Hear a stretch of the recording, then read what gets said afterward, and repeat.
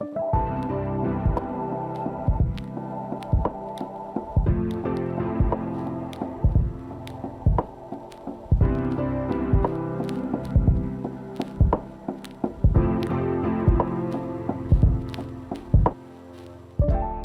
et sœurs bien-aimés, l'Église nous donne de célébrer ce soir le jeudi saint. En cette solennité, nous rappelons l'institution de l'Eucharistie et celui du sacerdoce, deux sacrements intimement liés l'un à l'autre. Cette célébration ouvre majestueusement le triduum pascal. L'Eucharistie, c'est le sacrement du corps et du sang du Seigneur, sous les apparences du pain et du vin. C'est le don le plus précieux que Jésus fait au monde et le témoignage le plus touchant d'un Dieu serviteur qui se donne pour chacun de nous. Il ne réserve rien, ne garde rien pour lui. Il donne tout entier, de la tête aux pieds. Ne dit-il pas lui-même qu'aimer, c'est tout donner et se donner soi-même?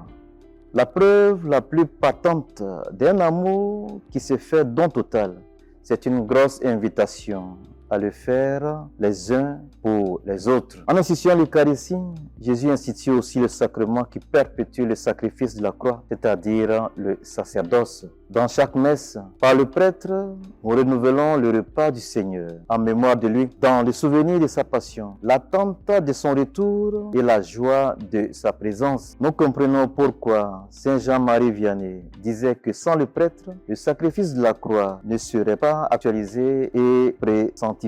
L'évangile de ce jour met l'accent sur le lavement des pieds et non l'institution de l'Eucharistie. Ce lavement des pieds que Jésus fait des disciples, au terme duquel il invite ceux-ci à le faire les uns pour les autres. Ceci traduit tout simplement le fait que Jésus, en souffrant pour nous, nous laisse la clé qui porte le sacrifice, la passion, de se mettre au service de nos frères, de sauver nos frères et l'humilité, de servir les plus petits. Donc, en réalité, Jésus ne nous laisse pas des bâtons de commandement, mais des tabliers de service. Il nous laisse une serviette pour essuyer les larmes de ceux qui souffrent, pour couvrir ceux qui ont froid, pour nettoyer ceux qui sont sales et revêtir ceux qui sont nus.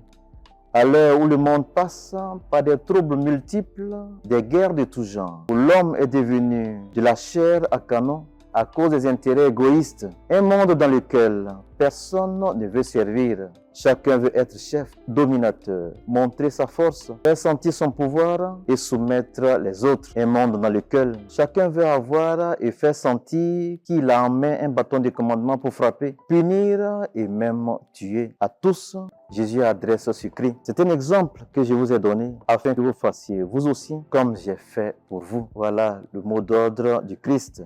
Ainsi, on devrait apprendre à se mettre au service de nos frères, à donner de notre temps pour le prochain, de ce qu'on a, de ce qu'on est tout entier. Cet amour est profondément reniement de soi-même et offrande pour le bien et le salut de l'autre. Cette recommandation de Jésus exige l'oubli de sa personne, de son statut, de ce qu'on peut être, pour se voir comme ainsi une simple créature de Dieu. Jésus se donne pour moi, il se donne pour toi. Il te lave les pieds, ceci sans condition raciale, linguistique, ethnique, tribale ou même religieuse. Il te dit aussi, fais de même pour ton frère. Bien-aimé de Dieu, prions ce jour avec beaucoup plus de force pour nos prêtres qui ont la charge de perpétuer le sacrifice de la croix, afin qu'ils soient des saints prêtres fidèles à leur engagement. Prions aussi pour chacun de nous, afin que nous nous mettions au service les uns des autres et que nous soyons des témoins de l'amour du Christ, ainsi que pour nos frères. Bon jeudi saint à tous et à toutes.